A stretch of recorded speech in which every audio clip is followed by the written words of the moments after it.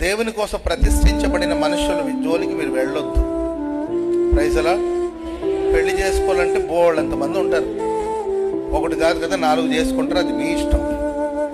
అర్థమైందండి? అది ఎవరి ఇష్టం. ఎవరు కాదంటే ఎవరు ఆగుతారో చెప్పండి? అది దేవుని మందిరపు వస్తువు. వాళ్ళు దేవుని చేత ప్రతిష్ఠింపబడిన వాళ్ళు, వాళ్ళు దేవుని కోసం ఏర్పరచబడిన వాళ్ళు. వాళ్ళ జోలికి మీరు వెళ్ళొద్దు, వెళ్ళి లేనిపోని శాపాలు తెచ్చుకోవద్దు. ఆమె వాళ్ళు దేవుని చేత ఏర్పరచబడిన వాడు, వాళ్ళ జోలికి వెళ్ళొద్దు.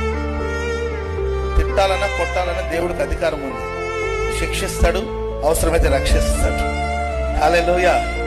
కళ్ళెర చేస్తాడు, అవసరమైతే కౌగలించుకుంటాడు. ఎందుకంటే మనం ఆయన బిడ్డలం. క్షణమాత్రం ఆయన మనల్ని విడిచినట్టు ఉంటుంది, గొప్ప వాత్సల్యతో మనల్ని మన ఆయన చేర్చుకుంటాడు. హల్లెలూయా.